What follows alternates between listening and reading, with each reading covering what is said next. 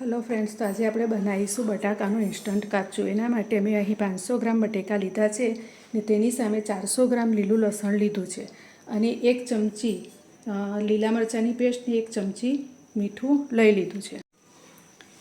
એક પેણીમાં આપણે તેલ ગરમ કરવા મૂકી દીધું છે, તો એની અંદર આપણે મસાલો નાખી દઈશું અને મસાલોને મીઠું નાખીને સાતળી લઈશું. મસાલો સકળાય એટલે આપણે એની અંદર લીલું લસણ નાખી દઈશું. તેને જરાક 2 મિનિટ માટે થવા દઈશું. લસણ 2 મિનિટ માટે સકળાઈ જાય એટલે આપણે એની અંદર આ બટાકાનો માવો નાખી દઈશું. આ રીતે આપણે બનાવશું તો આપણે બટેકાને કાચાને આથી રાખવાની જરૂર પડશે નહીં.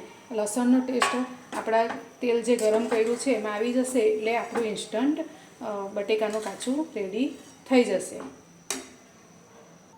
તો તમે જોઈ શકો છો ફ્રેન્ડ્સ કે આપણું ઇન્સ્ટન્ટ બટાકાનું કાચું રેડી છે.